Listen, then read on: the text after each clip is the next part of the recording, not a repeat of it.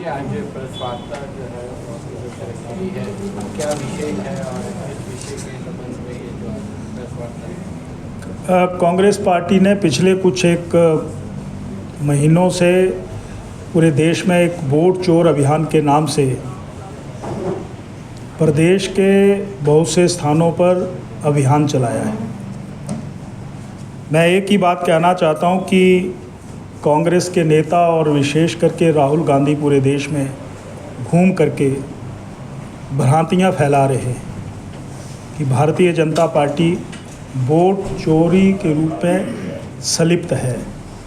जो उनका बयान बिल्कुल निराधार है, झूठा है, तथ्यों से परे है। वोट चोरी अगर किसी ने की है तो वो हिमाचल प्रदेश में जो 10 गारंटियाँ दी गई थी वो वोट चोरी का जीता जागता उदाहरण है।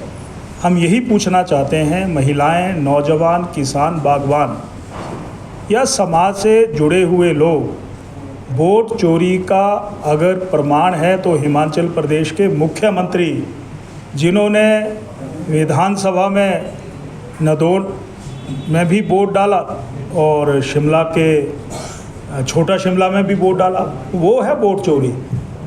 और उनके नेता पवन खेड़ा के पास 2 इपिक आईडी मिले हुए हैं। क्या राहुल गांधी को इन सारी बातों की जानकारी है? क्योंकि वो उनके मुख्य प्रवक्ता हैं। क्या वो उनको पार्टी से निष्कासित करेंगे या राहुल गांधी जी का उनको संरक्षण प्राप्त है? बिना संरक्षण के पवन खेड़ा की इतनी हिम्मत नहीं कि वो बयानबाजी दें और इस प्रकार के 2 या 2 से अधिक वोटर आईडी कार्ड वो अपने पास रखें।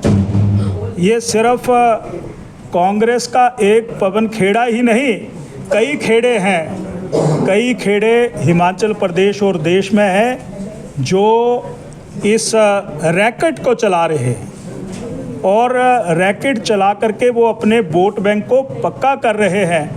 तो वोट चोर का सबसे बड़ा उदाहरण अगर देश में है तो वो कांग्रेस है और राहुल गांधी उनको संरक्षण दे रहे हैं।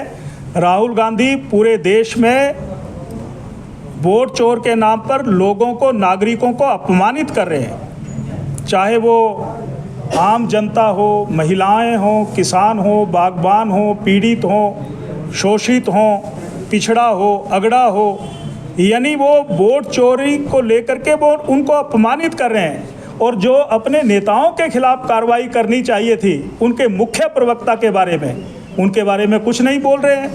ये दोहरापनी नज़र तो आ रहा है। इसलिए राहुल गांधी जी, आप अपनी जुबान के ऊपर विराम लगाएं और जिसको मैं कह सकता हूं कि घुसपैठियों का समर्थन करना छोड़ें, जो कांग्रेस की मूल विचारधारा की एक आधार है, ताकि और आप स्पेशल इन्वेस्टिव जो रिवीजन हो रही है उसका सहयोग करें, जो घर घर जा कर के वेरिफिकेशन हो रही है उसका साथ दें। तो ये कुल मिलाकर के मैं कहना चाहता हूँ कि ये बिल्कुल तथ्यहीन है, तथ्यों से परे है। कांग्रेस के पास अब कोई मुद्दा नहीं है और मात्र कुछ एक प्रदेशों में सरकार कुछ एक प्रदेशों में सरकार कांग्रेस की रह गई है। यानी डूबती हुई नैया कैसे बचा सकें, इस प्रकार के विभाजन का काम समाज में कर रही है, ये मैं कहना चाहता हूँ।